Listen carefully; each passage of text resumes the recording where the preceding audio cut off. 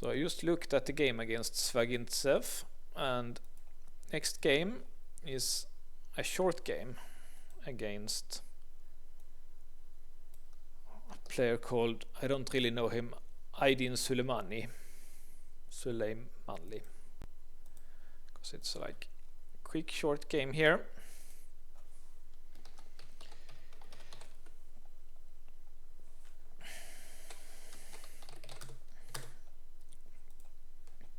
So they are playing in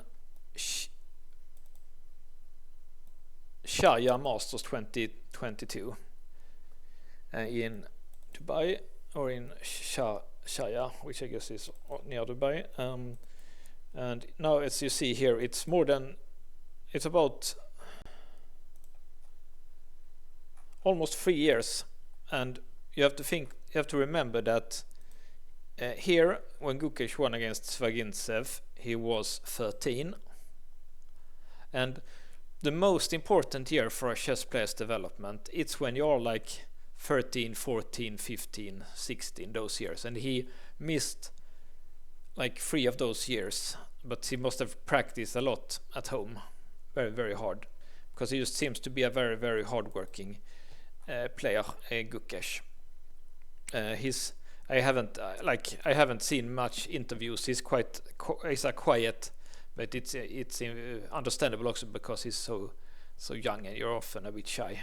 But he seems to be a very, very hardworking with very good focus. I probably said that I was watching him when he played in a city which is close to where I live in Malmö, south of Sweden. He played a tournament there, and he was like super focused, never up, always at the board, like thinking completely. Like it was a complete difference for him and, for example, Peter Svidler, who won the tournament, who was like walking around, not sitting and concentrating, but he still managed to win somehow. I don't know how, but yeah, it was interesting to see Gukesh in action. So this is a short game, so I'm gonna watch it here. And I liked this opening quite a lot here. He's playing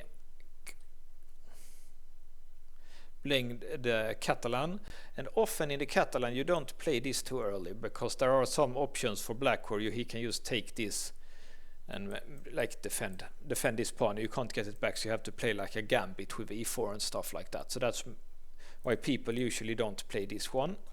But here, when black castle, he pushed the pawn again. I think this is quite cool game. Maybe, yeah, like it's interesting, very interesting, like this g4. And actually you can see the computer likes it. Computer thinks that's good.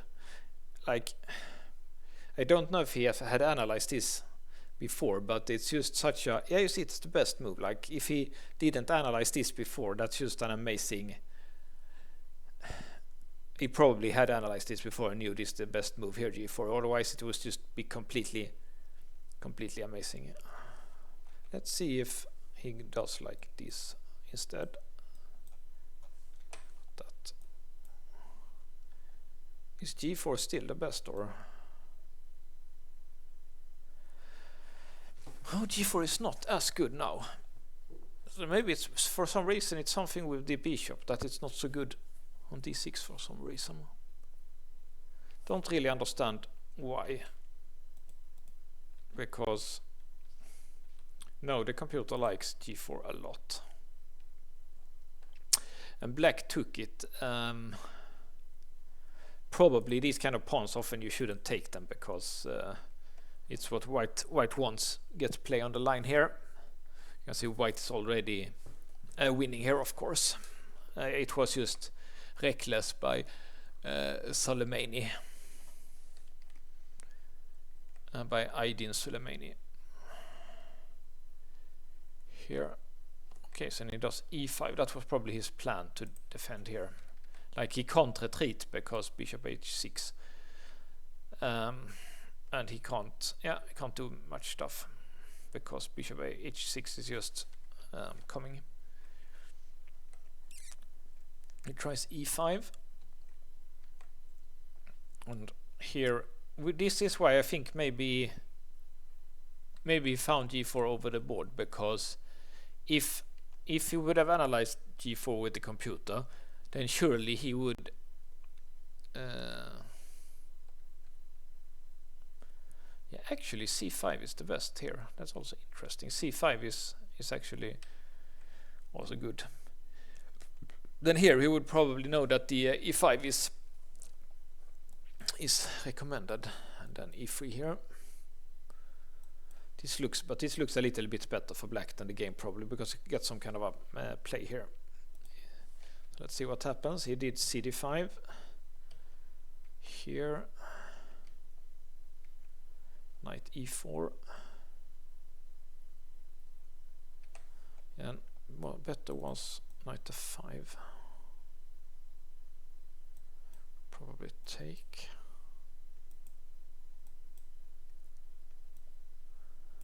Okay, so you can block like this. Something like this would be better for black than the game. Instead he went back here. So why can't he retreat here? Let me just look at that. Because take, can't take. White is a pawn up and has central pawns, and I guess this doesn't give enough compensation.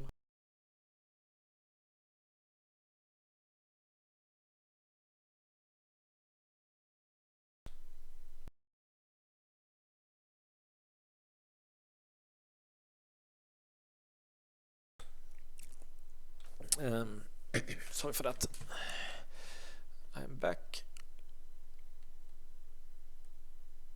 Okay, so he decides to sack a piece. Yeah, no, it's not really a piece sack, because take on g4, rook e4, of course. He has to take like this. And he goes back. So this is better for black than what the other line, I think. Take, and he plays this endgame here.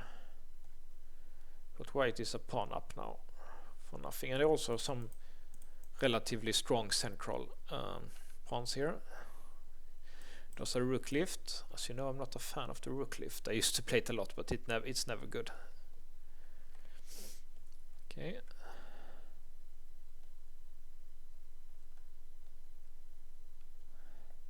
Threatening a fork here, of course.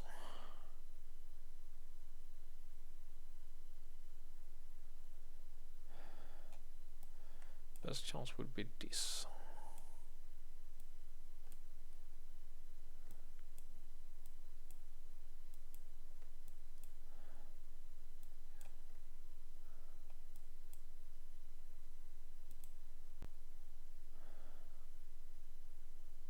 Apparently white's winning. This pawn is too strong. I don't really see how, but I guess it's used too strong, basically. Knight here is coming. I don't see a forced win, but the computer thinks it's easily winning here. So black tried here instead. This doesn't really work because of this, and he threatens to do like that. So he has to go out.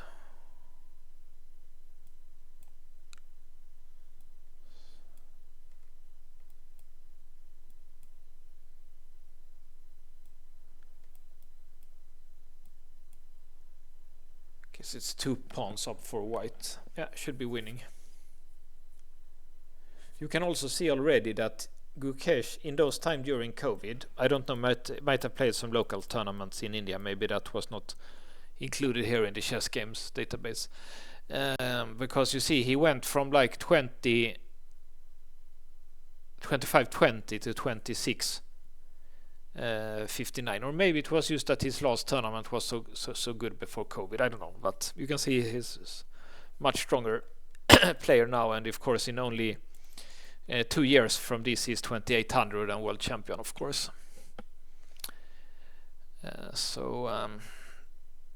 I'm recording this before the World Championship match against Liren, but all the bookmakers think it's quite clear because Liren has shown very bad form here. So this was this game. Next I've picked out 10 games. I'm probably gonna go do all those 10 games here today a little bit quicker maybe. So see you next game.